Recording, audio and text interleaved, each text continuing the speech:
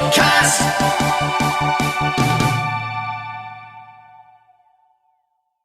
Today's guest is the creator of the reality TV series Gold Rush and Hoffman Family Gold. Since 2010, he's been heavily involved in gold mining and not long back delved into his love of music. Here to talk about that and lots more besides, please give a massive Koit welcome to Todd Hoffman. Hi Todd, welcome to KoitCast. Well, how are you, man? Whereabouts are you located? I am in Gloucester in the United Kingdom, which is just on the join of Wales and England at the bottom of Wales, if you know where that is. Well, I work with a lot of Brits on the show. Obviously, I started Gold Rush with my whole crew that were out of basically a lot of them were around London area, but they made fun of all the people in Wales. What am I hearing over there? Do you guys have kind of a is there a rift there or no? No, I'm actually English, and Wales is about half an hour drive from me, so I'm not technically Welsh, but we're near there. But there's no real rift, no. I mean, there was many, many hundreds of years ago, but not now. No, it's all one, really. So, and then you could tell when some of my crew were from like different parts of the United Kingdom and the different accents. It was like, if you're from Newcastle or there's like, why is that? You guys are not really that far apart.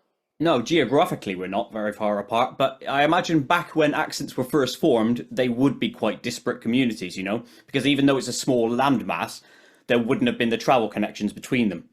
So I imagine that's how it started. But yeah, there's a wide range of broad accents in our country, and I know I've got one of them. I'm from the West Country, which sounds a bit piratey, you know. Oh, yeah, it does a little bit. The UR side of things. Hey, Todd, look, I'm going to say thank you ever so much for coming. There's a question I ask at every interview, which is, do you have any guilty pleasures? And to me, gold programs is one of mine. So I must strongly say thank you ever so much for creating them, because it is a massive guilty pleasure for me. I pretty much watch them every day during my lunch break. So thank you. Oh, yeah. So, guilty pleasure. Well, as you can see, I didn't get. I'm not a skinny guy, so obviously I like to eat. So I'm working on that. I'm always working on it, but I think that as far as some of the weirder stuff that a lot of people get involved in, not me. I'm a good family Christian conservative. Like I've been married like almost 30 years. So I think I value those things a lot more than I value trying to get like a short-term, like worldly, hit from what the world can offer you. Because I don't know. I mean, I'm not like a bazillionaire, but like, over the years I've had, I could just go out and write a check for a Lamborghini or to those types of things. But like, what does it matter? My buddy sold his company for $500 million. So he sold it for $500 million, and he bought a mansion, and he's got all the stuff. And he told me one day, and it resonated with me. And he said, Todd, you get to the point where you just can't buy a better steak. And I was just like, So I thought And he's right on that, because ultimately, at the end of the day, we can't take money with us. And really also, so, like, it kind of resonated with me because I was like, oh yeah, who cares? Like, I mean, so I'm more now like, I spend a lot of my time on the afterlife than great stuff. like the next after I die. And putting in treasures where I believe are going to last forever, not so much. I mean, don't get me wrong. I like gold. I like to mine. I like money, like everybody else. Being rich, having more money is better than not having money, right? Let's be honest. I don't care. People say, "Oh, money won't bring you happiness." No, but it's better than being poor. Okay, let's be honest, right? So. But I really want to put treasures that are built with the lasting, uh, you know, thought behind it. And that those are heavenly types of, situations where that's how I try to live my life. Well, So, I think you're doing it 100% the correct way, and I also am trying to go that way because, like I said, money means nothing ultimately.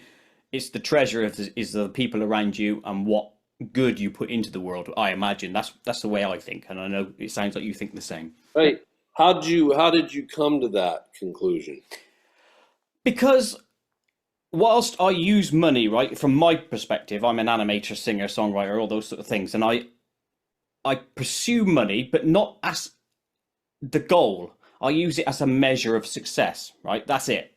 I don't Hmm. care about it. So when a figure, let's just say a figure of £10, I know that's a small amount, that comes into my bank account, technically I'm richer. The act of it going in is my win. I don't care what's in the bank account. It could Right. be one, it could be 50p, it doesn't matter. My success is measured by my success, not the monetary value of success, if that makes sense. Yeah. Yeah. That does, but you're from the United Kingdom, so that's why I was asking. What, you think we have different monetary values? Nah, we don't, my friend. I think you have a different thought process of life than what like I'm middle America US, right? I'm Hmm. Trump supporter, right? Hmm. And so I used to tell like the guys from UK, I go, this is what's going to happen with your country with, and they're like, "Oh, you guys are horrible." Like guys like me, and I'm like, "All right. That's nice of them, isn't it, when Okay. they're on the crew? All right." I suppose Well, we we should have a jump. good Let's jump directly into Gold Rush then. And I know you've gone over this story probably a million times in your life, but I do need to grind it for the people listening. How did Gold Rush begin? Did you approach a company with the idea, or were you approached? So I decided I was going to put a reality TV show together. You had Orange County Choppers and you had some of these other shows that were, you know, had kind of taken the world by storm. Axemen, they were local, kind of local around my area. Um, they were the guys that do the logging and stuff Hmm. like that. So I decided I was going to put this together and basically instead of going, there was two companies in LA that kind of like basically ran the gamut on all reality TV. You had Pilgrim and you had Original. So Original had like Monster Garage and some of those. You have Deadliest Catch. You had all these shows. Literally half were Pilgrim and half were Original. Craig Pelagian and Tom Beers, and those. So if you were going to try to get on TV, say a Discovery or whatever, you had to go through those gateways. Well, I decided to not go that route, so I went through Raw TV in England, and then basically through the side door. So I was able to pitch through a British company, which it allowed the networks to not kind of like not piss off the two gate keepers of production, and they were able to slide us in on a kind of like on a through a different path basically. So that's why our crew's still to this day. And Raw TV sold their company basically on my idea. So they we went through Raw TV, and then we went to Discovery Channel, and I had offers from Discovery and also from Nat Geo. Believe it or not, I almost went with Nat Geo because at the time they were a stronger company, but Discovery came in with more capital, and ultimately we decided to go with Discovery Channel. And that's kind of been the home. Obviously, it's been the home of the show forever, but they didn't create it. It wasn't created in New York or LA. It was created in Sandy, Oregon by me. And um, did I know everything about it? No. Did I learn a lot from the guys out of the United Kingdom? Absolutely. learned a ton. And we had a good working relationship, and it went really well. Now, having said that, dealing with networks is tough, and you have your fights and your twists and your turns. But to this very day, I still get a quarterly check from Discovery on the show, and some of the others that I seeded. I helped seed Whitewater with Dakota Fred. I actually hired Dakota Fred. So I bring in characters. So like part of me is like, hey, Todd, you're a gold miner. Do what's best for your family.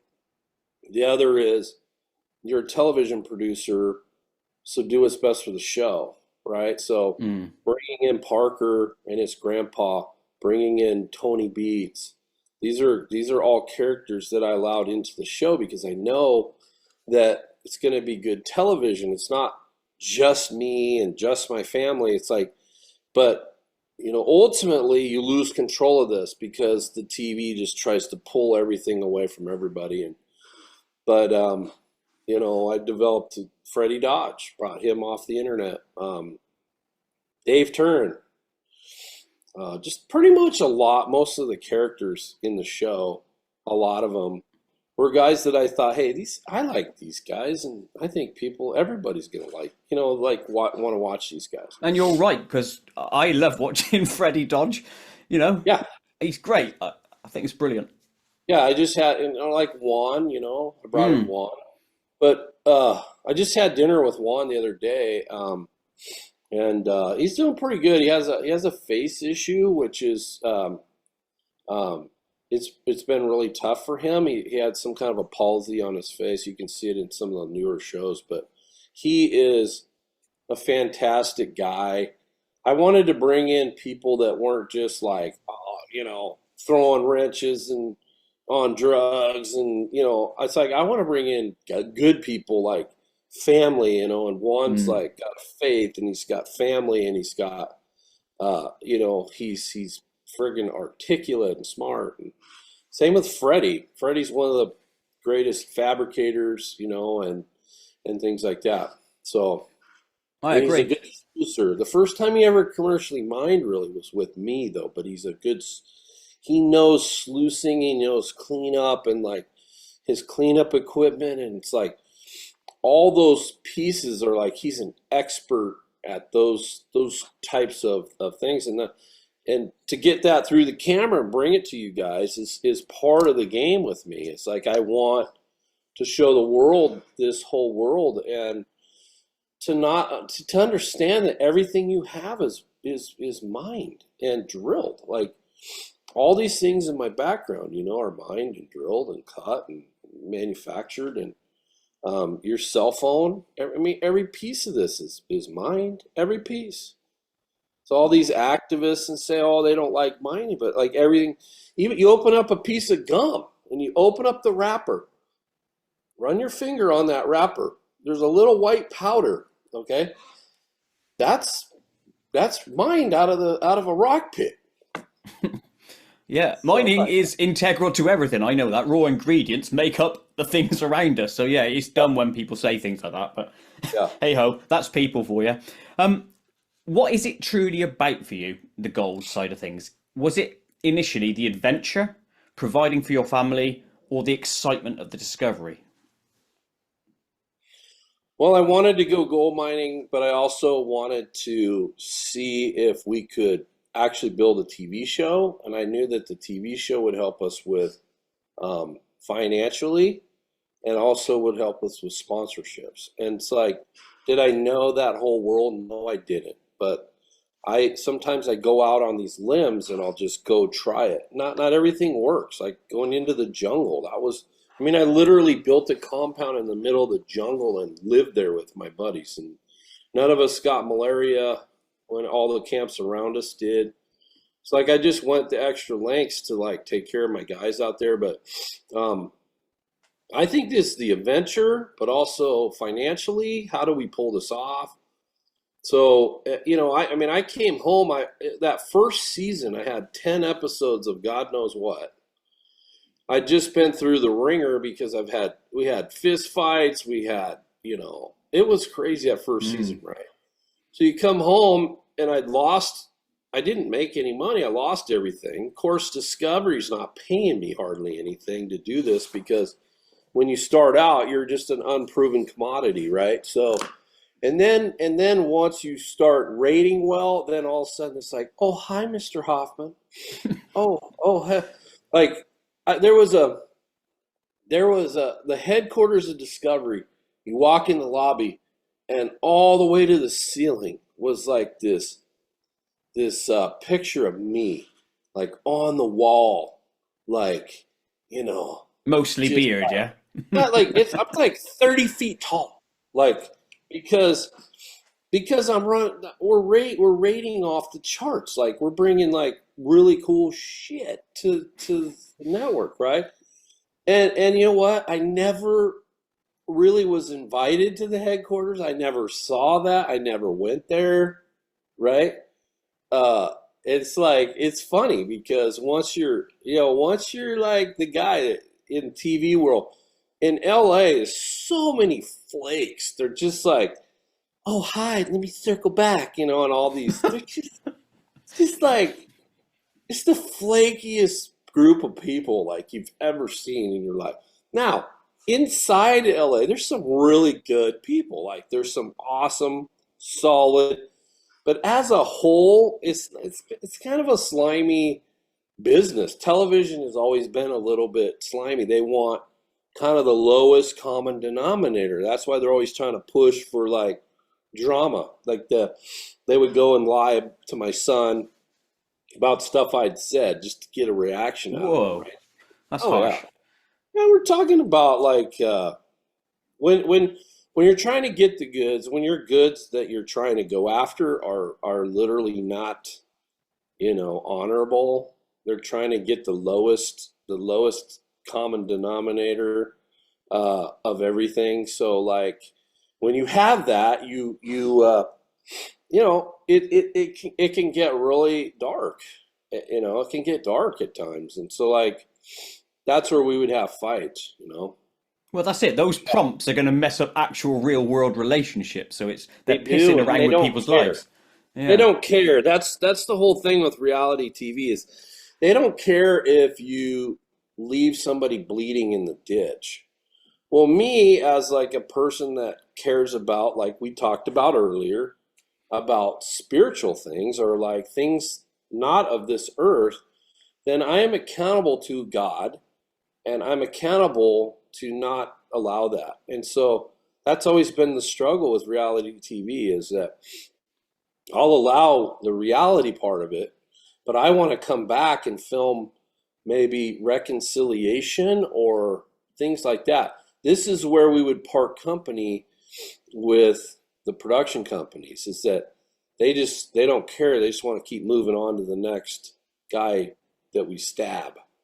They want me Mm. just to walk through life cussing, stabbing, killing, and it's like keeping it.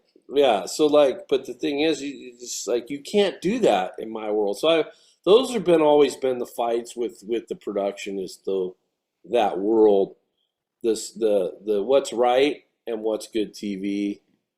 And sometimes what's good TV is not right. Right. So Mm. that was always tough. I It imagine always it would be. If I was in your shoes, I would want to follow the same route you did, because the reconciliation, that's an integral part of it anyway, because if they've manufactured some sort of bullshit to make you argue with each other, it's good to have the end bit, because that shows family values and honor and stuff, doesn't it? Yeah, it does. And so you would think that, but a lot of times that you don't, you throw it, maybe you shoot that, and then it goes to the edit, and the edit is downtown London, and there's there's somebody sitting in a booth that's not, you know, doesn't understand the story or doesn't understand those ethics like you do. Or doesn't So it care. doesn't make the cut. Doesn't make the Mm. cut. And so like, and then you watch the show and you're like, God, like really? And so you don't have any control over that edit. So that's where I'm at kind of in my life now. It's like I gotta control more of that. And they don't want to give you that, right? The networks don't want when you're a talent, you're kind of like they used to think of us like animals in a cage in the zoo.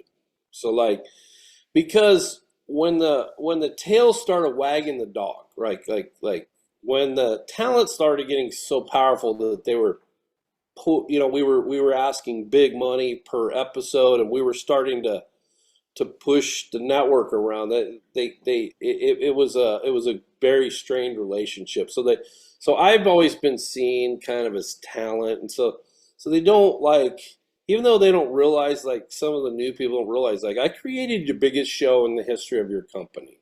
Okay, I did it, not you, not your boss. I mean, I was with 5 presidents at Discovery. Like they just, so it's like see me more as like a producer and also a talent. See us as a whole, right? So that's always been the rub is I'm always seen as talent and things like that. But not by everybody. So like there's a new world here. There's a lot of what I have cooking right now. There's 3 networks actually already looking at what I got going. Oh, So good. I'm pleased. it's going to be different. It's not what you think. It's going to have more. It's going to have a little bit more faith. It's going to have a little bit more things in it, like that are very, very kind of, I would say dark, but like delving into people's backstories a little deeper, so you understand like this guy that you're hearing from right here, tried to hang himself last week, right? So I'm working with people that I'm going to bring people to the north that really wanted to leave this world, like have either tried suicide or attempted it, or that don't want to live. And like I would love to see if we can get them into the north, get them on the mine, spend some time with us, see how we see life, look at the bears, look at the wilderness that God created, peel away from the old world and some of your issues, and dig some raw gold out of the ground with us. Do a cleanup with my father. Sit there with Jim Thurber, just really like get a reset in your life and understand that there's a whole new world out there for you, and that whatever your problems are, whatever it is, there is somebody above you that loves you and cares for you, and that know that my mining company is our part of that, and that we love you, and that hopefully we can change your life. And I want to film this. I want to film this whole thing. And so like there's going to be an aspect of my mind that's nonprofit, and then there's going to be an aspect that's profitable. But the nonprofit piece is bringing people up to the mine that are just like, have given up, maybe given up. I saw that a couple times. One of my big sponsors was, I won't say his name. I don't know. Anyways, is a big sponsor of our show, and his son hung himself about 7 months ago. Crikey. I tried to speak at the funeral, and I couldn't do it. I felt like I ruined.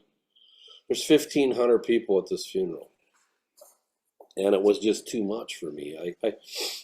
I said yes because I love this guy, right? And but he's in the front row crying with his wife and his remaining son, and I just couldn't do it. I tried my best, and I felt like it was just horrible. So I'm going to see. He's going to be on my board, and we're going to see if we can't do a new genre of television where it's actually real and actually does good. And every episode, you're going to watch it and go, oh my God, I can't believe how incredible what we just saw was impactful, and he thinks about it all week. That's the kind of TV that I'm excited about. I just wrote a contract for. I haven't told anybody this. You'll be the first one. Okay, for a huge gold mine in the Yukon. I'm going back to Canada. Quality. It is huge. It is like, I don't know if I can pull it off. I think I can. It's like 35 miles of creek. Jesus. Huge. It has got a history that, people like, oh, you hear these stories about, no, this isn't. I have eyewitness accounts on what happened on this gold mine from a guy got his head ripped off by a grizzly bear to 500-ounce cleanups a day. No joke. So we're talking. I sincerely hope you succeed with this one, Todd, and I'm actually want to branch more into that a bit later if we may, because I think that's the sort of like the current part of your journey. I still want to look at the starting part of it. Yeah. I know we briefly talked about the process of an episode. Is it framed out or anything? Do you frame something out, or is it just this is what happened this week, and we're going to sort of manufacture stories around it, or do you aim for a story? Well, let me bring you inside the belly of the beast. Lovely. I'm gonna draw you. I have a notepad here. I'm gonna draw you a chart. Yeah. I thought that was the chart, like nothing. Dude, I just started, my man. I'm gonna draw you a chart, and as you watch the show, you'll go, huh.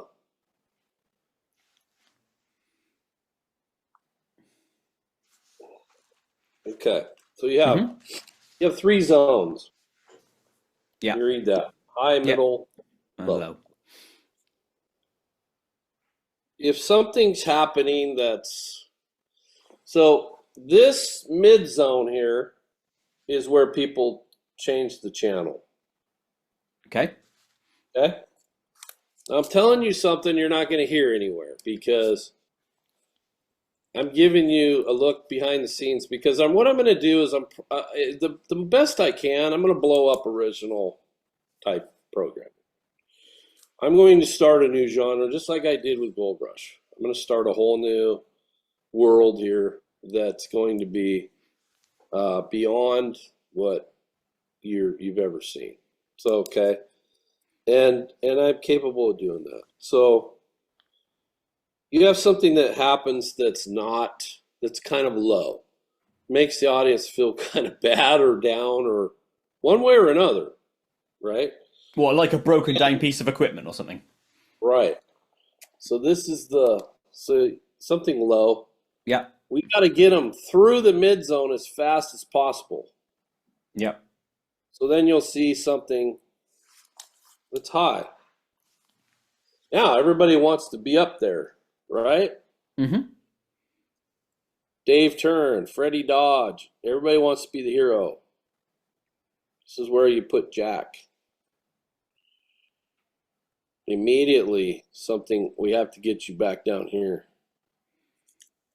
Yeah, to ride the roller coaster, essentially. Yes. Then, so if you see an episode, it goes bing, bing, bing, bing, bing, bing, bing, bing, bing. Yeah. Why is that important? Because if everything's going great, who cares? Like, it's like, great. But you want to, the thought process is to engage everybody's feelings towards the show. Like people will call me and go, oh man, I was on the edge of my seat. And I was just, oh really? Okay. Well, this is so like to give you that experience, what's going on is the production company will go up, down, ding, ding, ding, ding, ding, ding. And this is the United Kingdom has basically did that. They're the pioneers of this. United Kingdom is the pioneers of a lot of television. Their TV industry is way big per capita. And some of the best guys in the business came from, you know, United Kingdom. A lot of our shooters are from Scotland and from, we had some from Ireland and from different places. So like, but the television business over the years, starting in the 50s and 60s, was big and got bigger. And so like it produced some really great, talented producing shooters. When I say producing shooter is you have a shooter that's asking the questions. I'm trying to get the story out of you. Todd, what are you doing?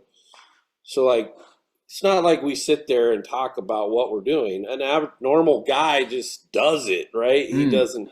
So what I'm going to do now is I'm going to go over here. I'm going to go and check on this loader and see if we're going to make it through the day. So what I did is I laid the mission. I'm going to go check on this loader. And then I say, and I'm going to see if they're going to make it through the day, which is I'm telling you there could be some issues, right?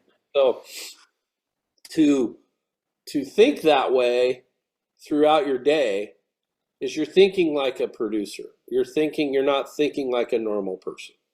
A normal, everyday, blue-collar guy just does his job. He's not thinking about how I look, what I say, and then what I say fit into the episode? Does it fit into this? So to be a good television guy and is to when nobody's there to take these, right? Who has to take those? Yeah, you mainly. So there's a lot of people out there that think that Todd Hoffman can't, walk and chew gum at the same time. Well, not quite the case. So you're throwing yourself on the sword, aren't you? Essentially, you have to because nobody wants to take the lows. You have the guys that don't want to be the heroes. Everybody wants to be a hero, but when you're there and you're running stuff, you have to take a lot of lows. But that affects your personality and your persona a little bit, which is. Well, I was going to ask you that. I mean, how that must affect you because basically you're putting yourself down all the time, technically, via a different medium, aren't you? Yeah, you are. So you have to be in a space, like a headspace, to be able to handle that. Yeah, got to be strong. There's a lot of things that happen, and people go, "Man, you are the biggest idiot." It's like you don't realize, you don't realize, I really didn't do that. Yeah. It's all manufactured. Well, to a degree. Yeah. I really didn't do that. But, for the sake of the show, and for the sake that everybody that you've brought in that works for the show, it's like you have to sacrifice. You have to take the hits. You have to, like going to the jungle. Yeah, that was my idea. Did I want to get gold? Yeah. Did it work out? No, it didn't work out. So those types of things, yes, those are my ideas, right? And they didn't work out like I think. But it doesn't mean there wasn't value there. It doesn't mean that God wasn't teaching me something there, because we look back and me and Andy really learned a lot in the jungle. I mean, if you can do what we did in the jungle, there's zero. Like I'm about ready to tackle one of the biggest projects I've ever even looked at. There's 50 miles of road just to get in there that's not even improved, right? So if you can do those types of things like I did in the jungle, you can do anything. There's really not much you can't accomplish after you've lived in the jungle at 120 degrees with 100% humidity and trying to get equipment through mud, yeah. Cliffs, dude, no. Well, that literally is a part of your life. I mean, everyone goes through it, don't they? The roller coaster of life, basically the picture you drew. And you could argue Guyana is one of the low peaks, if you will, right. The valleys. But as with anything in life, and I strongly have it on this channel, which is primarily paranormal related, every step along the way you do in your life is there for a reason. And if you can look and find the reason in those steps, then you've won. You've got the knowledge that you need to then improve your life at this point. So everything's for a reason.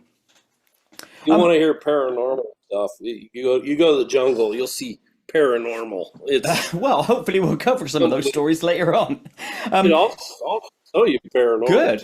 I'm great. pleased. I do have a number of questions on that, so I will ask you. The equipment side of things, and we'll be fairly brief on this, but looking at the sizing of the machinery, did you or do you still ever get overwhelmed with it, or does it just become the norm? You just look at it's just kind of the normal. You got to have big robots, right? That's what they are. You got to have big. You're going to move a lot of dirt. You got to have big machines. Like I'm looking for a D11 right now, and like standing next to a D11 is just like it's big. It's like enormous. Like you're just halfway up the blade. Like you know what I mean? It's like it's cool, but you can push. 2.5 times what a D10 pushes. So like, that one step up to the biggest is and there's not very many of them for sale. There's maybe 10, 12 for sale in the United States and Canada. So they're hard to find. I have two. A guy just called me on one here and I'm looking for it. But, like a good one of those is $1.4 million. But there's a few out there that have some life left that are maybe 300,000-400,000. So think about that a little bit. And it's 100,000. It's almost 150,000 to get it usually from the lower 48 up to the Yukon. Incredible expenses, and that's not including things like fuel and God knows what else. No, you're just getting there. So I just moved my wash plant to Dawson. It was $150,000. If you're not like Parker and you don't have, tens, hundreds of millions, this isn't a game for the timid. It's scary. It's scary for an average dude like me to pull something like this off. So, we'll see. So that's probably then where the overwhelming thoughts come in. It isn't necessarily the size of the machinery; it's probably the size of the budget needed to run the machinery. So $6,000 a day and $7,000 a day in fuel. Whoa, that's a lot of money. A lot of money, and that's just one machine. That's not labor. No, all the guys that run around. That's just the fuel. Yeah, and they're on double that money, aren't they? No, just of course. It's So every day. That's a lot of expenditure. When you have the television on in your hip pocket, it does help, right? It helps with those expenses, and and that's why I'm building our new show. Is that I really want some nonprofit, some big companies to come in and help me do this mission, right? So yeah, working with a couple big ones right now. Well, good. I do sincerely hope that comes to fruition.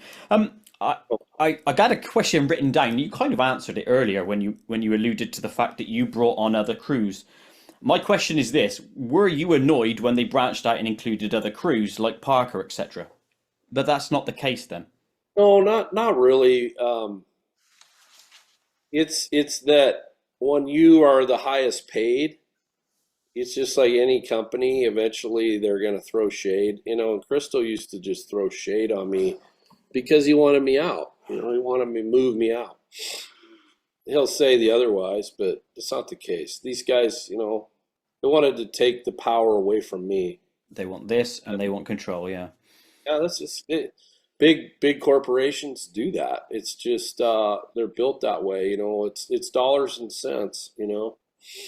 And for a long time though, it's like we made really good money, and I'm very thankful. I'm thankful for Discovery Channel. I'm not, we've had our riffs in here and there, but to be honest with you, I try not to burn any bridges. Like this new project, they just turned it down, but I gave it. I knew they would, but I offered it to them first because that's always been my home, right? So they're gonna miss out on it, and it's okay. It's not like they just don't understand that they're literally hemorrhaging money. They had a $9 billion, I think it was $1 billion write down.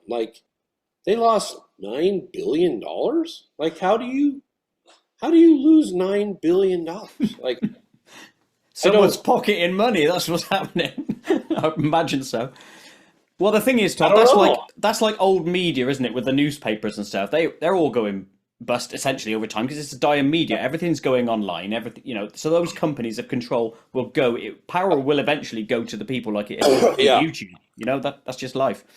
Of all the crews that's actually been on Gold Rush, I've always wanted the Hoffman crew to succeed more than any other crew, right? Because I felt a kinship. And I know that's silly because you're just guys at the end of a screen, but do you know what I mean? It came across, and I always wanted you to win. Do you Yeah. think you actually won in some respects, or not? Gold mining wise, I suppose. So number one is I'm not done yet. No, I think I've never got the gold. I mean, I got 3,000 ounces one year, which is today's price, 5.5 million, right? But I have never done what I really wanted to do in the gold. And I would say I did very well, but I didn't win the way I always did. You always hope you're going to do better. But if you were going to work on a crew, I can guarantee you this. If you were hired by me and worked with my guys, there would be no other place that you would want to be. There was no other mine that you would want to work for that you got treated as good as you got treated with me. So like it was more of a family atmosphere. You got paid really well. Everybody gets paid well, and I treat everybody right. Because of that whole thing, it's how I live my life. We love Jesus Christ. We love God. So we're not here just to get the gold. So if I have to get the gold and I have to step on your head, it's not going to happen. Right? So, I've never had a good claim. The claims that we have under contract currently are the best placer claims that we've ever had our chance to go after. Tenfold. It's like very, very rich. It's very, very hard. But this is what I'm hoping that we're going to come out of this thing and get the last laugh on this whole thing, because I think it just felt like it was ours when we got there. It's like unbelievable. Good. Well, I sincerely hope, like I said earlier, I hope you get that win. Because if that's something you're still chasing, I want you to achieve it from the gold mining perspective anyway. Let's talk briefly then back to Guyana. All I'm going to say on that was I was shocked when it happened, obviously years ago now. Very brave. Very brave or very dumb? Well, I'm going the brave route. You could argue it's dumb because the season before you weren't a lot, didn't you? Yeah. And then you walked away presumably from good ground. People think, why'd you leave the Yukon? You don't understand. Like, I was on a mine that drilled out at 4,500 ounces, and I got 3,000 at one of these mines. I can't remember what year it was. So like, not everything, you don't see everything. That's like back to the editing and stuff. You don't see the real. If I had really good ground, I wouldn't have left anywhere. I felt like the show and me, I always wanted to try the jungle, and I felt like the show needed it. And I can argue that the show needed it. To this very day, I think the show needed it. Now, personally, I would have liked to kick some ass down there. I really did. But to be honest with you, the way they mine down there and the way they're destroying the rainforest is unimaginable destruction. And I am not a environmentalist tree hugger. I'm talking about destruction. And they are destroying it down in Brazil and Guyana and all those countries right down through there. Peru's a mess. Peru's thrashed. I went through Peru. So what I saw in Peru and what I saw in places of Guyana just make your head spin. It was like the amount of mercury it's in the rivers and the amount of just destruction that they're doing, and just to get a little bit of placer gold on the top. The hard rock guys are doing a better job because you're going down in the ground and stuff. But placer, you're just basically, it's a mess. They're not talking about it, and I know these people need to make money at it, but it's definitely not pretty. Go fly in an airplane down there, you'll see what I'm talking about. It's not sustainable what they're doing. I was the first guy that ever reclamated in the whole freaking Guyana. I guarantee you, if you look at my reclamation, it's the last that's ever been there. It probably will be the last that's ever been done. So they don't. Well, it's honourable to do it. I would have done it as well if I was in your shoes. I reclamated everything I dug up there, and Dave Turn did a fantastic job on that. You guys saw him kind of diving into things. It was crazy. But yeah, it's the jungle's not regulated and it's not being reclamated, and it's brutal. Like, it's bad. It's not funny. Let's look at the learnings from that Guyana and from other seasons.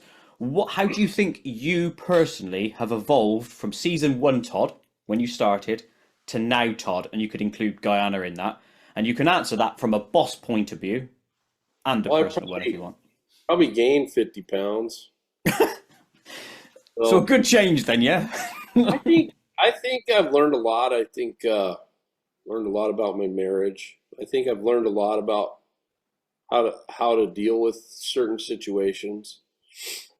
The best right now, though, my mining crew that I have right now is probably the best mining crew I've ever had. Right now, like, I have a small core of guys that are like the best, and that's why I'm going to bite off this big mine. Is that as I got these guys that are like fantastic. I just wish who's you got involved? You've obviously got the magnificent mustachioed Thurber. You got Thurber with Jack running the cleanup room, but I have Andy, my foreman, Andy Spinks. Andy Spinks, yeah. His son Dakota Spinks, and I have Tater the mechanic, right? Yeah. I have Framer, and I have a kid, Caleb. I have just probably 5 or 10 core guys that you could literally put them on Mars and they would be able to build a compound. And I mean, literally the knowledge base is just on. It's most of the guys from when you did Hoffman Family Gold, yeah? Yeah, those guys. My last season. Yeah. Excuse me, I got a little bit of a cold, but the last summer, all we did was reclamated. And when you have a team of guys that aren't on TV and they're willing to gut it out, be in the snow, they rebuilt a dozer motor in the snow. You have a group of guys that are willing to do what they did for me to like clean up and reclamate. We literally reclamated a creek that's never been reclamated since the 1800s. We had to reclamate because of all the agencies and because they haven't regulated anything. We reclamated the whole creek. Like, it was crazy what we had to do. And that's just to get out of there. So I moved everything from that mine in Nome down. They packed it all up, wash plant, everything, got it to Nome, put it on a barge. We got it across the water to Anchorage, and then trucked up to Dawson City. So through Canada, up and around. The trucking was $50,000. The barge was $50,000. I don't know. It's like it added up to about $150,000 to get out of there, over, up into Canada, and then we were up there and we were just like, we have no ground. We have our wash plant, the Holy Roller. We got 6 loads of semi-truck stuff, 0 equipment, and no land. But we know we're supposed to be back in the Yukon. That's the last place. That's the last frontier. We believe that gold's going to go to 10,000 an ounce, and it's at 2,700 yesterday. 26 and some change today. But we believe in gold and we believe it's coming. And we're not Bitcoin guys, even though I love Bitcoin. It's like I love the whole idea of it. Not against Bitcoin. It's just we've always thrown into the gold side of it. Um, and then we kind of like some little miracles started happening, and we are now under contract with one of the biggest contiguous placer mines in all of the Yukon. Excellent. Well, Like, I look forward to seeing this, because I know it's going to hit the TV eventually, or the YouTube, or whatever you want to, whatever media you push it onto. So I sincerely yeah. look forward to that one. What would you Now, suggest? I mean, you're a YouTube guy. I mean, mhm. I've had good success on YouTube. Is YouTube? I mean, these networks, some of them are actually okay. They're doing okay. Fox is doing okay. Some of these Yeah, guys but are. even their stuff, right? Fox Network and that, they're going to do better now that Trump's in. But ultimately, everything will go online, and the traditional TV media companies will fail. And the reason they'll fail is because the new people coming through these days, the youth technically, they don't watch TV. Yeah, So you're chasing a shrinking pie. If you want yeah. to chase a big pie, an expanding pie, you've got to go to online streaming, which How long? in How long have you been doing this? YouTube stuff, well, interviewee stuff, like a year and a half, but realistically on YouTube for 12 years, something like that. 2000 and I Wow, started making animations 2004, maybe started releasing stuff on YouTube 2012. So wow, I was in right at the start, really, of YouTube, before it took wow. off. But yeah, it's What? big. You ever heard of Leica Studios?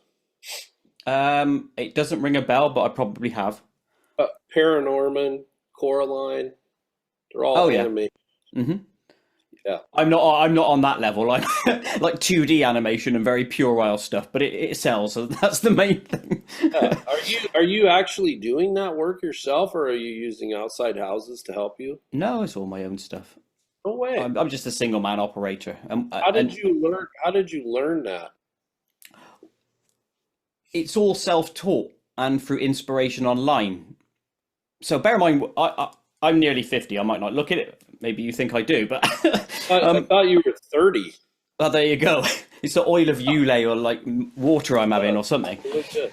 Years ago, when the internet first started, I was lucky enough to be online when it first started. So when you're in at the ground level, you could get an advantage on all those around you.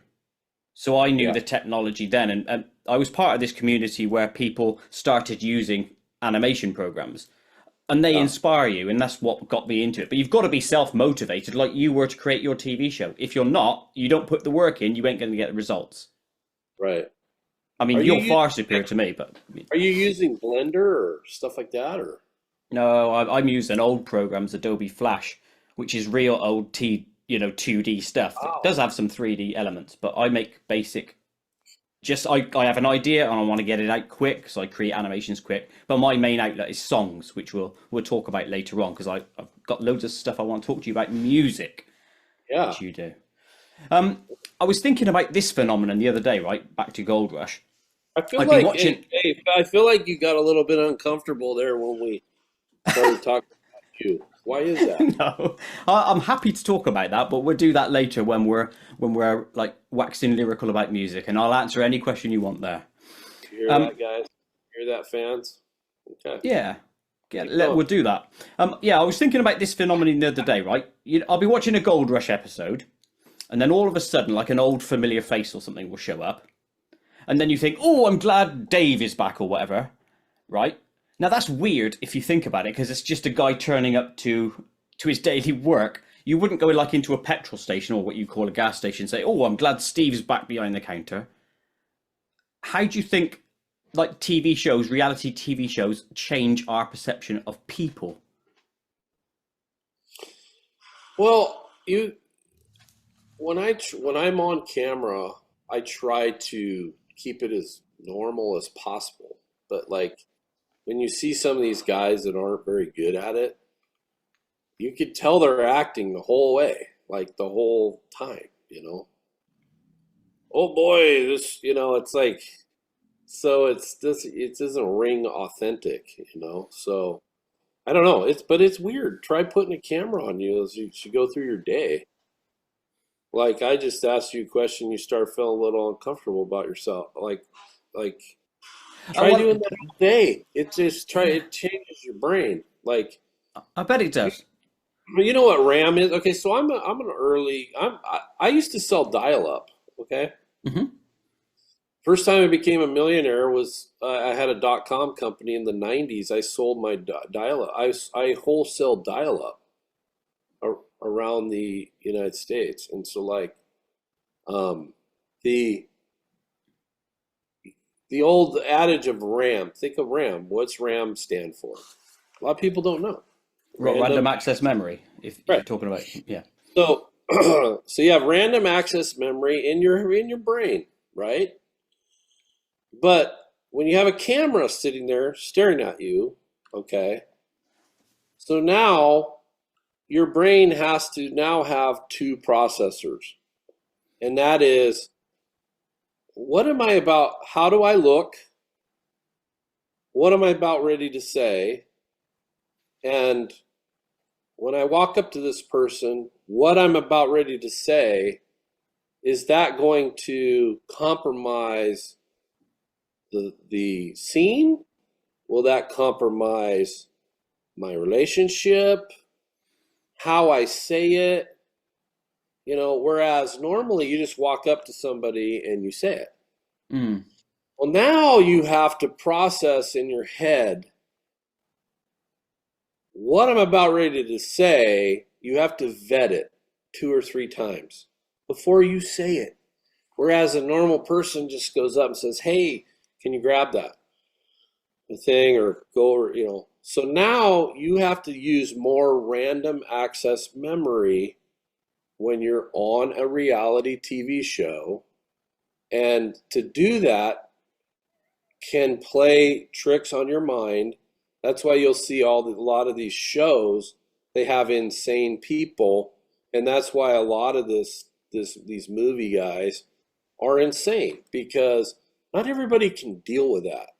If you do not have a solid home life, and if you really believe in fame, so there's a belief in fame, and then there's guys that don't believe in fame. If you believe in fame, you got a problem, okay?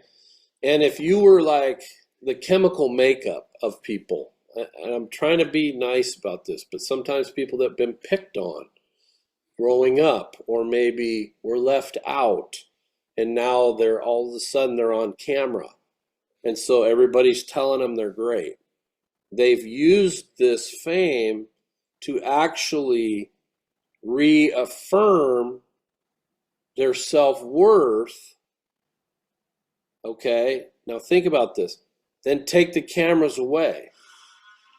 You're not getting told every day that you're the greatest. You're not, the spotlight's not on you 10 hours a day. And right, you have a problem with that. So you'll keep looking for that high. You'll keep looking for that affirmation, even when your show is gone. Or so you'll see this in certain reality people where, but if you have a good home life, if you have a good belief structure in your God and your faith, when you have these things in place, right, you're fine with or without TV.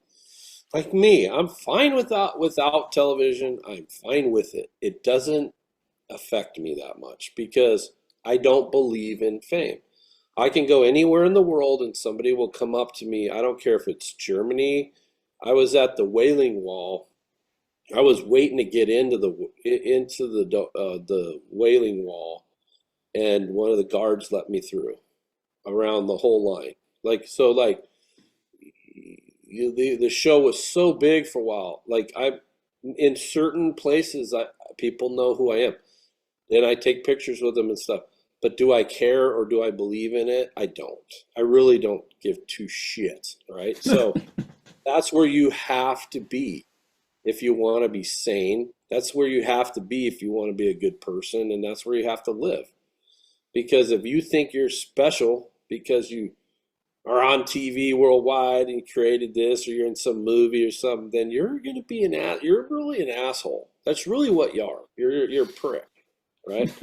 So, so that's what I'm trying to say is that random access memory. Sometimes when you're being filmed all day and you're constantly, like after I get done filming, I'm thinking through my day. Did I say that right? Oh, I should have said this. I should have been more sympathetic in this. Did I come on too strong with my son? Did I like you're just like that's why like a few hours of filming and like your brain almost needs to take a nap. You almost have to take a break.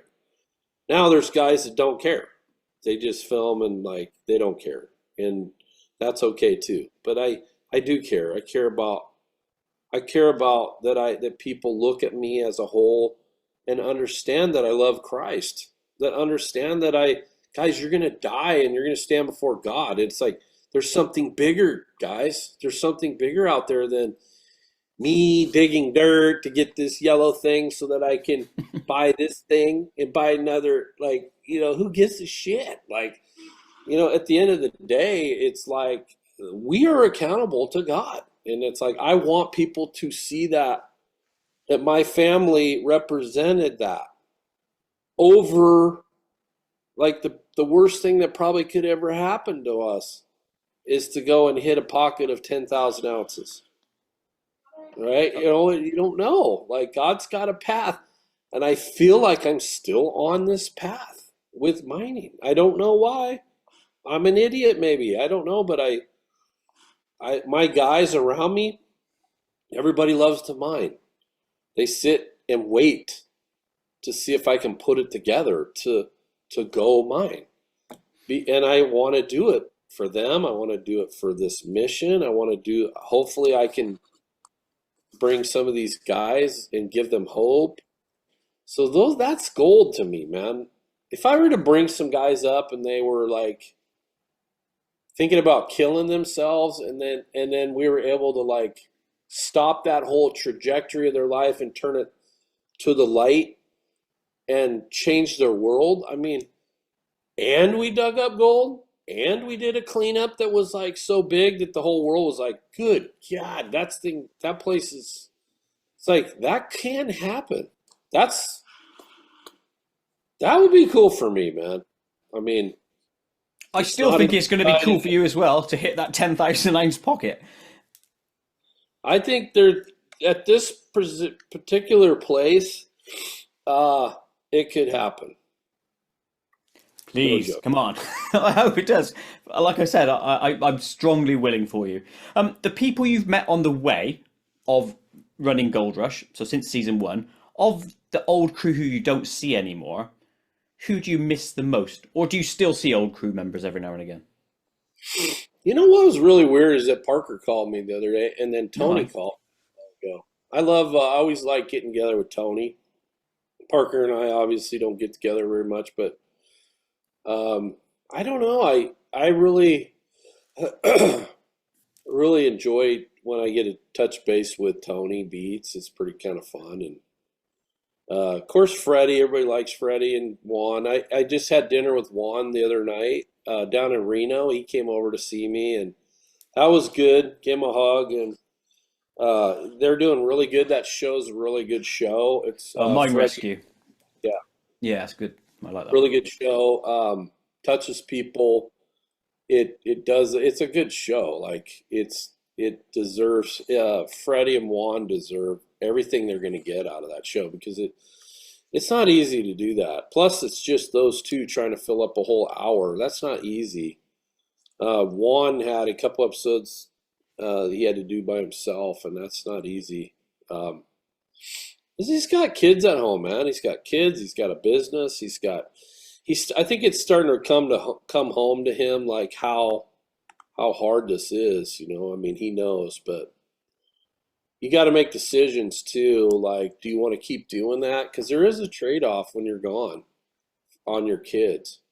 So we'll see. Yeah. I wish him the best, but it's a good show. So I like seeing those guys. I don't know. I'm trying to think of some of the other guys, but Dakota, Fred, and I were always friends. I called him. I got to talk to him again right before he passed away, and I just wanted to know, like, his spirit, if he was ready to cross over. And he said he was. He said him and Jesus, me and Jesus, we got a special arrangement. He said. I said, okay, Bless him. okie dokie. It's another show I like watching. That one, The White Water. I think Yeah, that is incredibly brave doing that sort of stuff. yeah. You wouldn't catch me in there. Well, Yeah, I got quality. some crazy footage of that, and I try like I when I flew in there to film a couple episodes, I flew in the helicopter and I went above it. I went up, and there was like a land bridge that had formed with ice and mud, and if that were to break, there was water piled up behind it, right above the creek. You saw it happen. You saw the creek rise up, but it would have been 10 times that big. But I told Discovery Channel, I said, guys, you got a major problem here. This thing will blow out and scour everybody down the creek. Mm. They I told them they didn't luckily nobody died, but they've had that's what happened. You saw it in a couple of the episodes. The water would lift up and it was brown, but what was above that creek was way bigger than that. I mean, if it blew out all at once, It was a lot of damage that we saw on the show. Yeah, it would have scoured that creek maybe 50 feet high, crikey. not 4 or 5. Yeah, It would have yeah. been bad. A I did. dangerous I show. recorded it though. I saw it, and I got to find some of the old footage. I actually videoed it to show Discovery. I'm like, dude, you guys are insane to be filming down below that. It is going to blow out. I know, because it's not exactly easy to get in and out of that location, is it? Let's be fair. No, Up ropes and I stuff. went in a helicopter, and it was scary because it's like this. We got that helicopter, and we just boop, boop, boop, boop, boop, boop, boop, boop, boop, and we just put it right into the creek. Almost, I was like, one skid was in the creek. That helicopter pilot, God, he was good. I Like, know that's some skill to get in there. That ain't no joke. That sort of stuff. no, Now I only found out this the other day while researching like you and questions that I was going to ask you. That Hoffman Family Gold finished because literally a couple of weeks ago we had the last episode. So I was oh wow, expecting, there might be another 6 months, 9 months, and then we'll get the next season. So I was yeah, quite disappointed when I found out that it was no more. Um, yeah. why did they decide no more, or why did you decide You no more? know, Whoever. number one, I don't think I didn't want to mine there anymore. Number one. Number two, we had those issues with that melt off. Some of my uh, overburden melted. We had that act of God storm, and it just Mm, so. Number one, we had to fix that. Number two, um, you have. I'm with Pilgrim. Remember the two gatekeepers, right? One of them is Pilgrim, and so like I went back to do Hoffman Family Gold with Pilgrim because they're it's a big good company, but it's an expensive company, so their fees are not little; they're big. And so when you add it up, it's not our show's not a cheap show to make. And I think when they go through this thing every once in a while. Like right now, they've realized the gold shows are some of the only things that work for them. They put out all these new shows. They realize nobody's picking them up, so they realize every once in a while they're like, oh, they get a new president. We want to pare down some of the gold shows. Okay, see that's how their that cash goes. cows. Yeah, that's dumb. Yeah, yeah. It's like, but anyways, so I think we were too expensive. I think that just a whole plethora of things. Discovery is really in trouble financially. Warner Brothers is in trouble financially.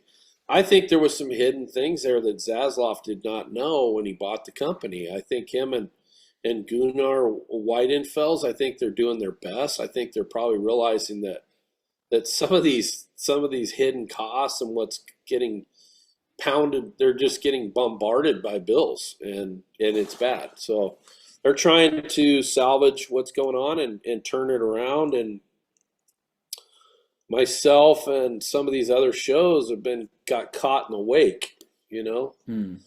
They putting me on in the summers sucks too, and just my placement wasn't very good. I didn't feel. I felt like I could have got a little more effort there on the placement of the show, but who knows? At the end of the day, they got to make their decisions, and I would have went another year with them and keep going. But would you have stayed in that location? I would have stayed there because we would run those upland gravels because they're super easy to run, and I'm all set up. Like we could have done pretty well there, but I'm moving to the Yukon is better for us for the long term, not just one season. It would have been. I really think that biting the bullet, doing this move is the biggest thing. And there are other networks that want to do this, but like I said, I at the end of the day, it's probably all going to wind up, the way you're doing it right here. So I don't know. Maybe. Yeah, I definitely see it as the way forward for you. Now, going forward, your new show that you're looking to create, is it going to be called Mind Boss? I saw something on that the other day. Yeah, I think we're gonna call it Mind Boss, but that's always subject to change because if there's a better name that comes out and the mission changes focus, you never know. But I like the name Mind Boss, and I really like this new. I got some pretty good excitement. I mean, Honda was at my house, just like Honda stayed at my house not long ago. Like, there's some big. If we pull this off right, there's going to be some very big companies that are going to want to be a part of it. I think they're gonna once they realize the mission and take the politics out, take everything out. And let's just get down to the human story and the human element of it. Like, I think there's going to be some great big companies that are going to say, okay, I already have one that said, yeah. Well, let's get more on board for you. Like I said, I hope it goes that way. But you know how these companies work. It's all on this. And if what you say can sell, then they'll jump on it, won't they? Let's be fair. I don't doubt that. What's the score with Jack? Because from the last series of Hoffman Gold I watched, he was retiring there. Why the decision to come out of retirement for this new show? He's not going to retire. That's more of a TV bullshit. Oh, is it? Oh, crikey. Jack's ready to go mining right now. Like, he's got a service truck ready to go. He's working on little projects. No, he's ready to get out of it. He's not a guy that likes to sit at home or do little. You can only do so many little projects for your wife before you're ready to rock and roll and go. Well, because of this, you mean? You're going to want to come up. Yeah, when you get, you don't know. Pretty soon, you're going to want to do this yourself. You're going to come up there and see us, man. Well, do you know what? That has crossed my mind, and then it makes you think there's got to be thousands of people that do it. There's a fan wanting to meet and come to my house. Really? He's calling me right now. Crikey. Every once in a while, I'll meet with people that just show up or want to come and meet. Because you never know if that's from. When you talk about supernatural, I live that way. So you never know what is God arranging something that I need to meet this person, right? Like me and you doing our this podcast, right? I do some here and there. Obviously I suck at it, so I'm not like a huge guest, but you are for me, Todd. By the way, you are for me. Okay. Well, that's and I could tell that, and I looked at your background and stuff, and I'm thinking, this is one I want to do. So like, I think that you would be the kind of person that might want to come up to the mine and do some recording at the mine while we're up there doing it. If you're a super fan, you're going to have access to that type of thing with me, which you're going to love because you're going to be in trucks, you're going to be driving, whatever you want to do. What do you want to do? You want to load a truck? Do you want to run a truck? Do you want to like get gold with Jack? What do you want to do? Fair play to you. A question on this then with fans. Does it worry you? Because there are some weirdos out there, let's be fair. Yeah. Does it worry you that side of things? I had a fan not long ago kind of worried me a little bit, but sometimes you have to just you have to take those risks sometimes. Plus, I'm probably a little bit harder to kill. I got a lot of things on me right now. I can pull out right now and just kill you so fast. Yeah, you are in that country, aren't you? Yeah. I'm a little different. Like, I can kill you pretty easy. Barehanded. Right. The big bear man. Like, my wife just gets so pissed because she wants to use the car or something. There's not one gun under the seat. There's two. Like, That's in case the other one doesn't work properly or gets jammed. You've got to have a backup. Oh yeah, you never know. What do you want? Perfect. Have you ever pondered, right, what your life would have been without the TV show involvement? I really don't know, but I don't think it would have been. I don't know. I think financially I was able to fast track myself a little bit, but to be honest with you, is that better or not? I don't know. I would be doing probably real estate like my father, my grandfather, because I can make $1 million pretty fast. It's a little harder for me to make $1 million than it was, but in real estate I can go, buy something, fix it up. I just did a salon, so I'm literally finishing today. When I leave this podcast, I'm going to go do trim work. I'm going to go nail trim up and finish this last room in this salon that I built. I took an old doctor's office and turned it into separate suites, rented them out. Nice. And so, but you get the rent up, and now the building's worth 1.5. You can make 400,000 or 500,000 pretty quick, and so. Crikey. But it's a lot of work. Money, eh? You need money to make money. Yeah. But fair play to you, I probably would do better. I'd be probably do pretty well. I'd probably be farther ahead in real estate. Is probably what I'd be doing. But fair that's enough. not. But then again, I wouldn't have reached millions of people, and so hopefully I can do a better job doing that on the next go. I really want them to see something a little bit more supernatural, kind of what you're talking about. Good. Well, I like that side of things. I need Sorry, Todd. Let's branch right into your musical interests, because ages ago I saw, I'm sure it was on like one of the Gold Rush after shows, like The Dirt or something like that, whatever it was called, where you mentioned that you were off to do music, and that stuck with me. And then, like a fair few months later, it might have even been like a year ago now, I looked into you, and then I was amazed that I saw you on a YouTube channel doing Take On Me. Mm. And I love Aha, always have done, and I really liked your version, And then it's kind of a weird, wacky version of it, isn't it? Yeah, it's like, I liked it though.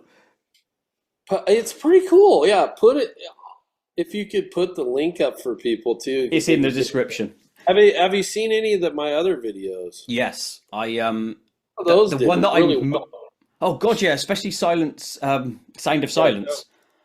That one I remember posting that. We're like, hey, let's make the video for this, because I think we got a good track here. And so I got these cheap TVs, and I built that video wall in the back with Walmart TVs, and then I bought that frame, and then I'm like, pick out videos, and we'll like, I'm just going to stand in front of it and just shoot.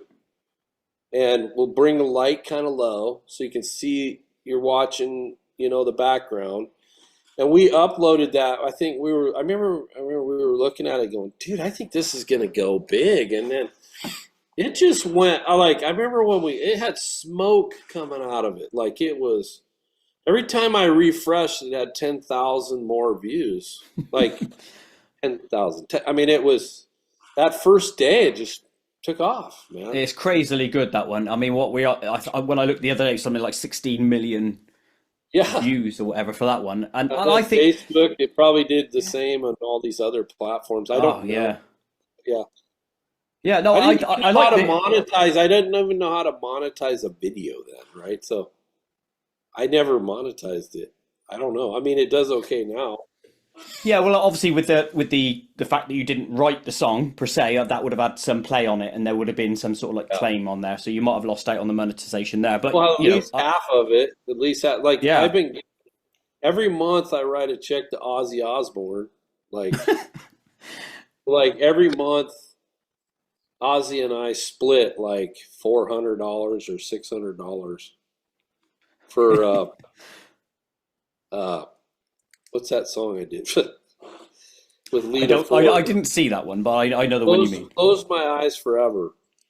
That one's done 8 million, and it's every month I could see it'll say this amount goes to you, Todd, and this amount goes to Ozzy. So Songwriting's where it's at. You're welcome, Ozzy Osbourne. Yeah, and you've done a fair few covers as well, and then you've got you were part of this band. I've got it written down here because I can't remember off the bleeding top of me. That's the one. What do you get most joy out of, doing the cover side of things or doing the originals? You know, our band Sandy Mule has some originals. One Tommy, it's done about 500,000 downloads on YouTube, and that one is they're kind of fun. There's some songs they were written in the '90s, and so you can kind of feel it's got a kind of a different feel to it. But I encourage people to go check it out, some of our original stuff. But I just like being part of a band. I don't know. I always kind of wanted to do that. And so later in my life here, I really like being part of a band. And we play here and there. We don't go out a lot, but we play the Walla Walla Music Fest. And so like you'll see, and I'll sing like I Can Only Imagine, and I'll sing. I helped market the movie Imagine with that one, and then I'll sing Sound of Silence live, and it's like it's tricky. There's a lot going on in that song for me. It's like it's got a weird beat, and like I part of the song I speed up a little bit, like a half a beat, then it's kind of weird. Sometimes I miss my own cues. It's a strange song. It doesn't lock in real good for me, but like I'll sing those two songs and then all of our original stuff. And then we sing that Black Label Society, Zach Wilde, what's that song? Angel of Mercy. And that is, I just love that song. And that video is up. It's doing pretty well. I would encourage people to look at that video. It's pretty cool. I brought in Christian Pond, who's a guitarist. He's with Jackie Rohr, touring with her right now. But I just love his guitar work. I said, hey, I want to sing this song. I want to sing this Black Label Society song, but if we can't get the solo, if you can't hit Zach Wilde's solo, I don't want anything to do with it because it builds up to this solo, and this solo just I don't know, for me it's special. And he said he could do it, and if you look, even Zach Wilde contacted Christian Pond and said, hey man, good job, brother. And so like that was kind of like a big deal in Christian's world. So I don't know, I thought that was a pretty good little deal there. You got Wiley on drums. He's in Nashville. So pretty much us three, we kind of handled that business pretty good on that song. I thought it was pretty good. Shot the video. I agree. I really like Tommy. I listened to that one a fair few times. I think that's a good song. Yeah, it is. It's got Who writes them? So that I don't know. I think Jude. There was a guy in the band named Jude, and I think he wrote Tommy. And when I heard that, I'm like, yeah, that's the first one we're gonna do. I think it's got legs to it. there's a couple songs that we sing that could possibly be used for a sitcom, like the beginning of a sitcom, you know? It's Well, got that's some how of you them. want it to go, isn't it? Yeah. Yeah, you The new wish. But friends. Yeah. yeah. So that one, Tommy's is a good one. You know, what's crazy about Tommy is that we shot that video and it's about recovery, right? So the video, if you look at the video, I shoot a scene where there's a bunch of kids in an NA or an AA circle, and Tommy's in there meeting with everybody because he's realized that he's got a drinking problem and he's there. Well, two of those girls are no longer with us because of fentanyl. And Christ. they were this little group of kids, most of them were in my drug and alcohol treatment center, and I had them ask them for their permission if we could film this. But two of those young ladies are dead, and which is sad, you know. But Mm. when I see it, the video, I'm just like, oh, you know. But that's what you got going on over here. You got a fentanyl issue, and Yeah. so Big time. yeah, tried to shine a little bit of light on that with Tommy, and shot the video, kind of a cool little video. Uh, does really well. I couldn't believe it. Does pretty good. It's not easy to get that you know, to get hits on YouTube, as you well know. It's a tough game now. It's wild. Well, more people jump on, yeah, so that that slice of the pie is getting smaller and smaller and smaller, but it can still be done. And I really like that song. And on the something struck me about the Sound of Silence YouTube video you've done. There's a comment on there which I'm sure you'll know it, which someone wrote, "Dude, you went looking for gold, but you had it with you the whole time." I think that was really powerful. Wow. Yeah. What do you think of that? I think when you talk about uh, kind of a spiritual connection, like I can't, if I'm, if something's wrong in my life, or like I can't sing when there's something wrong in my life. Like I can't, I can go through the motions, but like every once in a while, when I'm singing and everything is in tune, I feel like there is something spiritual about putting out a song and singing. Actually, it almost like opening up your soul a little bit and bearing it. And if it's done properly, the person that's hearing it, there's a connection. And I don't know what that is. I can't put my finger on it, but once in a while I can do that. And I don't have, and I'm not God's gift to singing. I'm not I'm not saying that. I'm saying that sometimes I can, in that medium of singing, I can bring something to the table that 70-year-old ladies like. Okay. And me. And I'm only 50. I know. um, what pulled you into music, Todd? Was it the 70-year-old ladies or was it something else? Uh, I don't know. I sang in, I was in college and they asked me, I was in college choir, probably for the credit because I played on the basketball team. I was like, believe it or not, I was a point guard in college, so I was a athlete. So I ran the football, and then I had too many concussions, and so I went all basketball. Okay. And so they asked me to be in the, you know how each school has like a traveling choir that's like their elite ensemble or whatever. I don't know if they did that in the UK.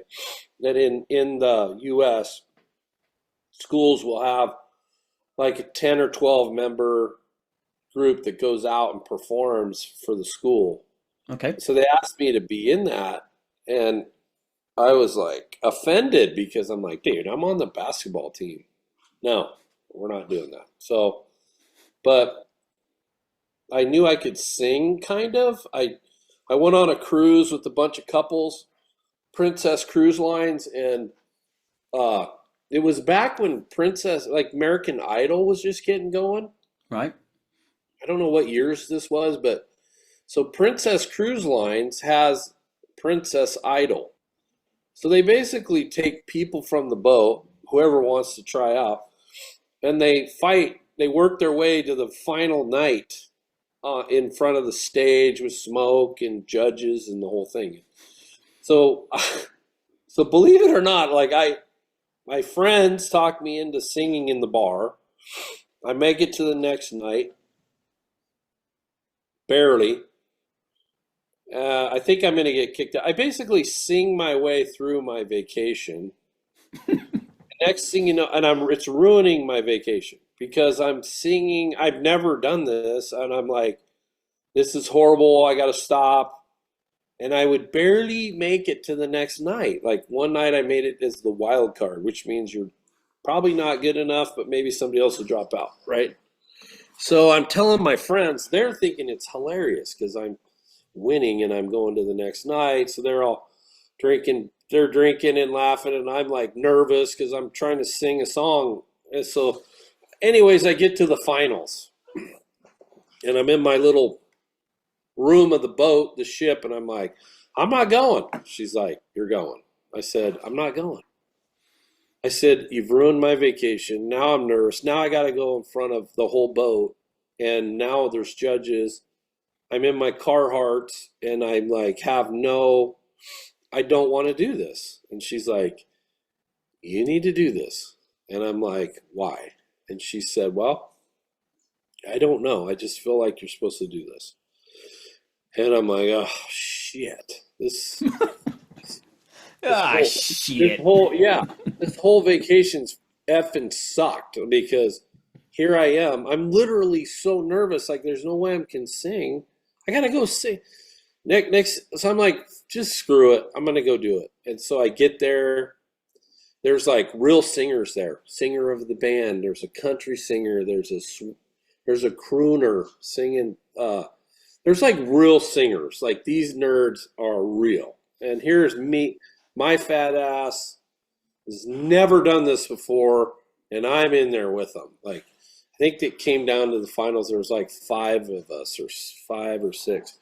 Anyways, I get up and just flip and crush a Christian song. I mean, I do really, really well.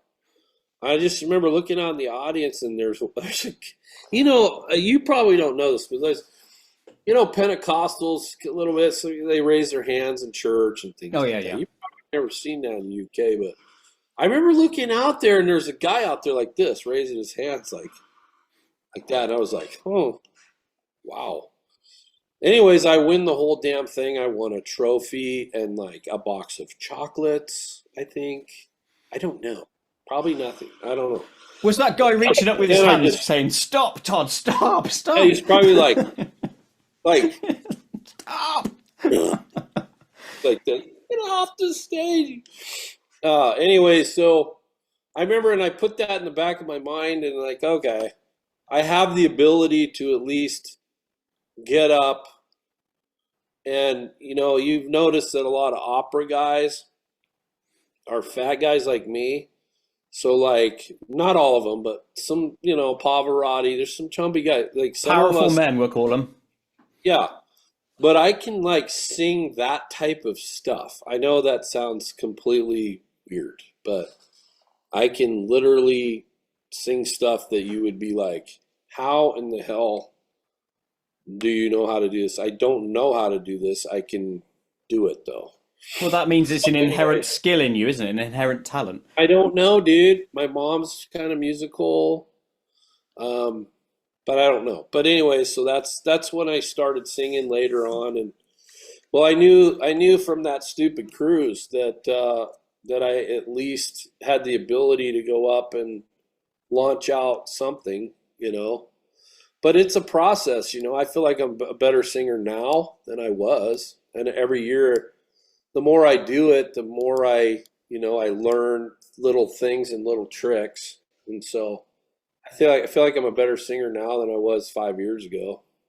This whole musical journey for you, do you get more joy out of this side of life, or the mining? I don't know. I don't know. I just want all three of my here's like my goals in life is like, Okay. and me telling you all this stuff, I'm not trying to, I don't know. I'm an idiot, okay, in a lot of ways. My main goals are, am I being a good husband? Can I stay married in a successful marriage? Okay. And do my three kids love God? I don't care if they go to college. Matter of fact, I frown on it. I don't care if they make money. I don't care. I don't care if they live here till forever. But I do care if they're on a journey with the Lord. Because at the end of the day, I'm going to die, they're going to die, we're all going to be standing before God. And either God knows who you are or he doesn't know who you are. Well, God knows who I am and he knows who my three children are. So your number one responsibility is your wife and your kids. Okay? And my parents. Right? So those things are what I really am concerned about. Not the rest of it falls in line. Do I love music? I really do. And I'm counting on myself. I don't have to rely on five other guys. This is something that I can make the adjustments on myself. If I can hear it right, or change the music, or sing it a different way, or I'll surround myself with good musicians. But like, I need to rely on anybody else. It's me and that mic and the art of it, because I'm artistic in certain ways. I know it doesn't look like it, but I can sing and I can dance and I can do, like, I can paint. I can do all the weird art stuff that you would think that's only done by other people. But I can do certain things. I have an eye for TV. I have an eye for scenes. I create scenes. I create TV. I create all kinds of weird stuff. I have patents. I have a lot of different things. I've had electronic companies. So I'm working on a lot of weird stuff. Like, you know, But you're art. mainly I'm a working little on bit art. yourself. Yeah. Yeah, you're working on yourself. Right, I want to branch away from the music now into the more spiritual, paranormal side of things, because this is technically a paranormal podcast. So whilst filming for Gold Rush and stuff, and you've obviously been up in Nome, have you ever seen any UFOs? No. Okay. Have you ever seen any strange things up there? Yes. Can you elaborate? Uh, I've been into whole villages that were controlled by the paranormal. Really? Are you free to explain? So what you're thinking is paranormal is some alien. Okay. Or something else. Yeah. Yeah. But it says in the Bible, this is not a battle against flesh and blood. This is a spiritual battle. When you're talking about spiritual, you're talking paranormal. You're talking about non-physical things, but beings. Okay. Hmm. So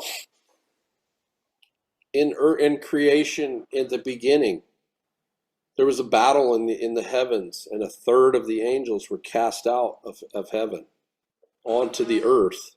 Okay. Hmm. With Satan. Well, what do you think they're still here. They're not gone. And you can ask, like, even like Tucker Carlson. Go look up some videos where he got scratched in the middle of the night. He got scratched by a paranormal being in the middle of the night. Okay? He's not nuts. He's not like in outer space. This happened to him. He called his sister and she says, yeah, sometimes that can happen. A demon can cross over and give you a nice ass kicking if it wants to, right? There is powerful beings on this earth that you do not see, okay? And they don't really want you to see. But once in a while, you can see it. You can see and see manifestations of them, right? So that's what you're seeing. Is you're seeing. I've seen whole towns, like probably half, three-quarters of the town is controlled by demonic possession and bad stuff, like dark shit. Yeah, in the jungle. So that's where you saw it in Guyana, sort of thing. Sorry, you cut And out there. I've had paranormal experiences with people that had one of those 1/3 of heaven cast down as demonic. I've been lots of experiences with demonic possession and people that and sometimes they know who I am, right? So if you're a warrior in the other realm, which I am, I'm a warrior in the afterlife. I'm a warrior in the spiritual life, right? Mm-hmm. I'm out there trying to do good things for the kingdom, the fight. Then the other side knows who I am. Do they try hard to get me? Yeah, they do. They try a little bit harder, guys like me, to kill me, right? And I've had those experiences where, things haven't gone so good, and I know for a fact it was spiritual. But then again, the other side is that I am a warrior for the kingdom of Christ, and so like you will get. I've also seen people drop dead that wanted me dead, right? Mm. So anyways, there's a bigger battle. It's not against flesh and blood. And those demonic beings used to roam the earth, and I'm going to give you a deep dive if you're ready for it. But Yeah, go for it. in the Bible, there were giants, Goliath being one of them. The red-haired giants, yeah. They were called Nephilim. You ever heard of that? Yes. Okay. The demonic demons were having sex with human women, and they were getting pregnant, and they were having babies that were huge. They were giants. And God eventually forbid that. Now, we haven't found many giants, but what you're eventually going to find some giant skeletons at some point. They probably have, and they probably covered them up, right? They have been found, yeah. I know the Smithsonian is apparently meant to have some. Have you ever spoken to a chap called L.A. Marzulli, or do you know of him? I have not. Because he does this exact research, the Nephilim, the trail of them, where you can find evidence, etc. Send me a link to him later. Yeah, But you'd like anyways, it. that they used to be kind of more out in the open, and then God forbid that. A lot of people think that the Great Flood was just to actually rid the earth of that whole race. Yeah. Right. Yeah. So, anyways, so I mean, demonic activity and things like that can happen, and they can present themselves. You can see they can be in any form, any way. They can be the form of a space. It doesn't matter. They can do whatever. They're playing with us, right? Because it's getting closer to the end, and so like their power and their excitement and thing is actually on the rise. It's just like you're seeing a lot of guys, like blue collar guys, come to Jesus across the country, across America. Look at a lot of these podcast guys, right? The good and the bad are getting really apparent. Either you're fighting for evil or you're fighting for good. Used to be a little bit of gray. It was gray. Oh, it's Not definitely anymore. polarized now, yeah. Yeah, it was polarized. Now it's pretty apparent. What are you going to fight for? Good or evil, right? And so the evil is on the rise. There's a lot of darkness out there, right? And so you're going to see a lot more paranormal things coming your way, stuff you wouldn't even imagine. Let me ask you about that phrase that you said earlier. You knew that they were demonic. Now, I have a big thing with this knowing, right? Because there is something in all of us where we know things, even though we don't know it. Do you know what I mean? It's like a deeper knowing of something.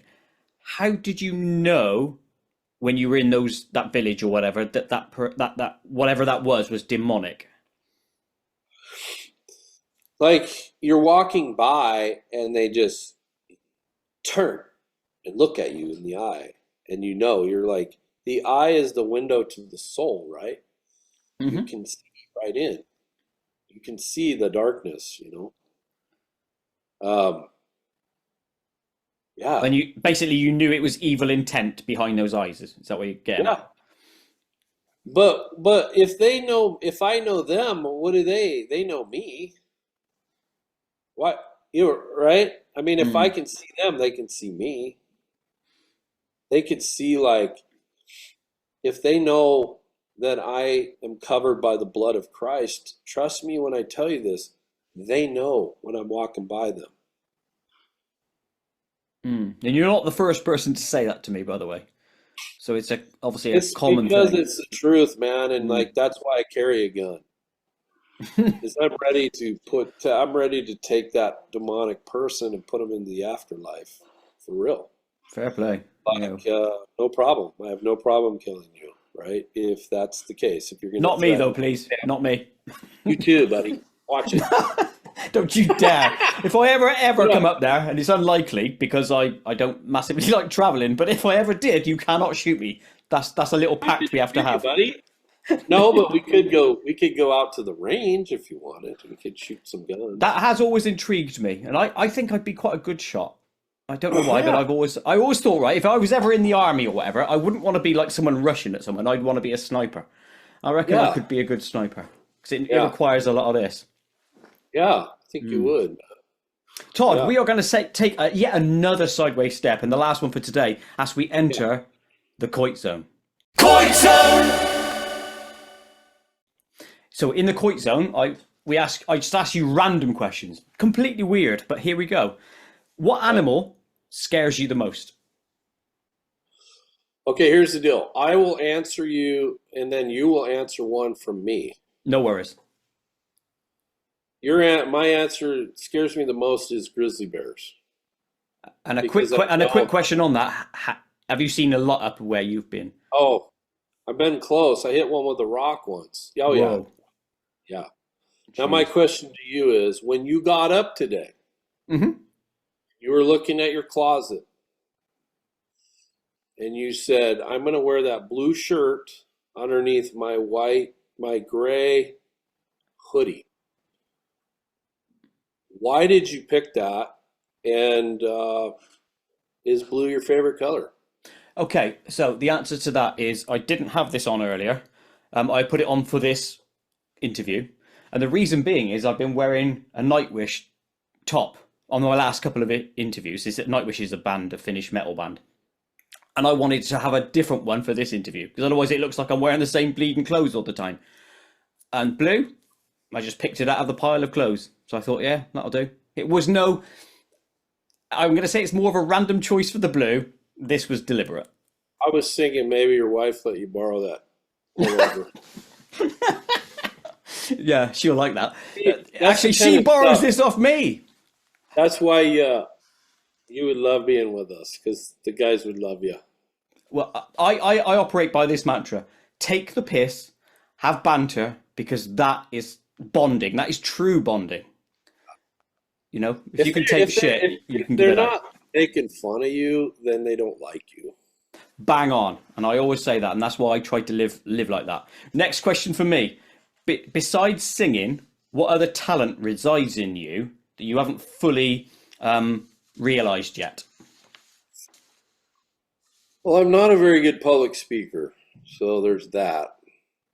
I don't know if there's another talent in there, but I feel like I keep getting drawn into becoming an EDM DJ. Really? Yeah, and that is like, so all these dorks do that, but I actually feel like I would be like, I'm working on it, some things, right? But I grew up in the days of the dance clubs of New Order and back in the day, right? And so I'm early. I got into some of that stuff early on, and I don't know. I just like I love it. Some of you'd be surprised at who likes that kind of music with us, but I love it, and I would love to have a kid that I could just like work with and put out a really cool EDM album, but I don't know if I could put it all together. And I don't know if I have that person that could help me with all the new tech and things like that. So, but it's pretty cool. Is the person that I would be surprised, is it Thurber wearing like a high vis vest and a glow stick going blowing his whistle? No, some of my other buddies, not Thurber, but his son was a DJ. Ah, there you go. Nasty Nate is what he went by. Not the best name in the world. Well, maybe that is an avenue you could Thurber explore. he would go to his sets and be sitting out there. So you wouldn't believe it. Thurber has been to some raves. Think about that. I've got an image going around my head, but I don't really want to play it at the moment. No, not good. Right, my next question for you, unless you've got one for me in the meantime, is do you like roller coasters, zip wires, and things like that? You're 50 and are you married? I am not married. No, I do live with my girlfriend. You do. Not in sin, though. We, she just lives in the house. No, she's going to listen to this and she's going to hate me for that comment. But no, we're together. Why are you getting yourself in trouble? I always do on this topic. I love roller coasters, but I'm almost too fat for it now. Ah. But so yeah, where do you live? Do you have a little house, or what am I seeing in the background? There's sound stuff. That's my portable sound recording booth. This was just a background I bought because I thought it would add some texture to the background rather than a blue wall, and that's all that is. But yeah, I live in an okayish house. We don't have massive houses like you guys do in the States. The value of this house would buy a massive house in America. Put it that way.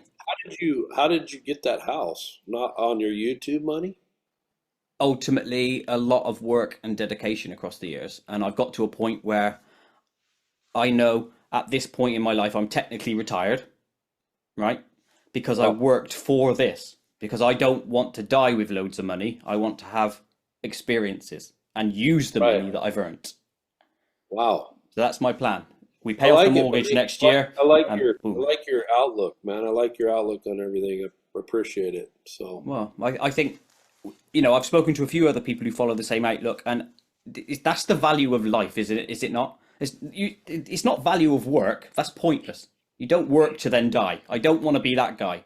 I didn't want to retire and then die a week later. I would hate that. Obviously, I wouldn't know about it, but didn't want to do that. So there you go. Yeah. Who will play you in the movie version of your life? I would have said Chris Farley, but he's no longer with us. He was I don't know. He was. I just loved Chris.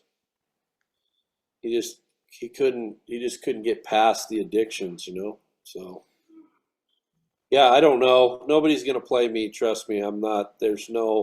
It's never gonna happen. So it's just a theoretical question. So at least you answered it. So there you go. It might be an AI thing, mightn't it? With Chris Farley actually playing you via AI, you never know. Yeah, that'd be cool. Tell us. Actually, I'm gonna pass this question because this won't be apt for you. So I'll pass that one. Who's the person on any Gold Rush crew of yours that farted the most? Wow, man. And are you brave enough to answer that one? Boy, I don't know. I don't know that. Probably Kevin. Yeah, we used to, man, the stuff that we would do after the rock truckers would come around the corner and Kevin would be taking a poop in the middle of the road. Yeah, you don't see that shit on TV, literally. Oh, you don't. Not even in the special shows. Yeah, think about that, whoever's listening. Yeah, Kevin, Motor Kevin. It's That's the kind of beautiful. stuff you can't make that stuff up. That's funny. That is some funny stuff. It's TV We gold used there. to- Yeah, yeah, that's crazy. Hey, are you going bald a little bit? That's a good question. And the answer Or is yes. lean forward for us. Yeah. I'm thinning on top, and I'm going to become like Captain Picard, where it's going around like that. What'd your lady say that? She doesn't worry about it. I'm not really a worrier, but I do. It does concern me slightly. But then I think, well, that's just part of life, isn't it? And it's change, and I have to get used to the change. Have you ever shaved your head and seen if your head looks good or Yeah, yeah, I do. I used to do crew cuts, really tight ones, for years, so I know what my head looks like. that So back when you were a skinhead or what are we talking? yeah, when I used to go on like lads' holidays with my mates when I was like 20 or whatever. But I occasionally do. I mean, this is long at the moment, so I will shave it back Is that very what you short guys soon. call them, lads' holidays? Yeah, yeah, that's what they were called. I was never good at them because I was never into that culture. I'm not a drinker, and I'm Oh, not like a lady player or anything like that. But yeah, I used to lady go player. because, yeah, I love. I don't know if That's that's so a funny. term. No, I So think you're a lady player. You got now gel in your hair. It you've looks asked really that bloody question about my head, so I now need to see your head underneath that hat. So what did you think when you were thinning? I didn't. I don't know. I didn't like it. It sucks Yeah, when you start losing your hair, but you know what, dude? At that point, when you got kids, you got way bigger problems. So you just pass on through. Who cares? exactly, and that's exactly how I But live. yes, I was a ladies player, Were lady you? player. Fair play. Oh, not really, but it was fun. It was fun saying that Again, as if in here. Yeah. as if I was a lady player. Yes. Lovely. Yeah. The last question in the Koit zone. Where in time would you like to travel to if time travel is ever invented? When and where are you going? Oh, I wouldn't mind going back to the Robin Hood type days. You know, that would be kind of interesting. I don't know. I don't know, man. Probably go back to the Middle East during the time of Christ, and I'd love to travel. I'd love to have traveled with Paul. He's probably the toughest guy out there. Thank you. Um, My I would name's like. Paul, so yeah, Oh you yeah, are talking about me, aren't you? yes, I am. Yeah. I would love to travel with you. Uh, but anyways, yeah, the days of Paul when he was traveling, and that would have been cool. I would have. Of course, we probably would have got beat up a lot and shipwrecked and bit by snakes, everything else that happened. And so I don't know, but that would have been cool because he's kind of a hero, and that's who you're named after, my man. So there you That is go. damn straight. Todd, thank you ever so much for your time today. It is really much appreciated. If there was Yeah. any thing that you want to leave the audience with, what would that be? Any I would ask them if they're praying. As far as this paranormal stuff, a lot of that's spiritual, and don't discredit the stuff you see and hear but discredit a little bit and really think about what we're talking about with the demonic world because give that a look because that's where I think it's coming from. But also, I need prayer for this next adventure that I would get out of my own way and hopefully that God would come in and help me supernaturally be able to put this adventure together and hopefully we get like those big gold payouts so that it can help propel this adventure. And so like basically asking for prayer from people out there, whoever hears this, that I can pull this off, but it's not for me, that it's for something bigger than me, not just try to line Todd's pockets and Todd doesn't care about fame, but just something bigger. Maybe we can do some good with it and help make it a real kingdom work. And that's what I'm looking for.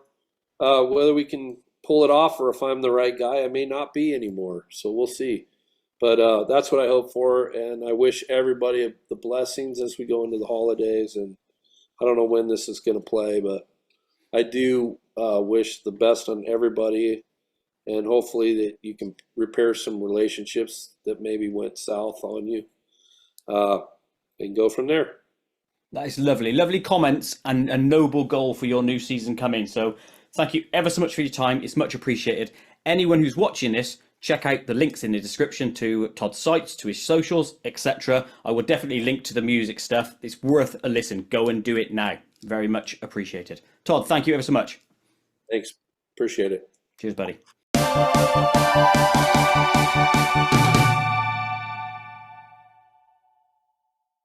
To watch other KoitCast episodes, please click the image top left. To subscribe to my channel, please click the image top right. Please like and share to help KoitCast grow, and most importantly of all, please click the notification bell so you never miss an upload.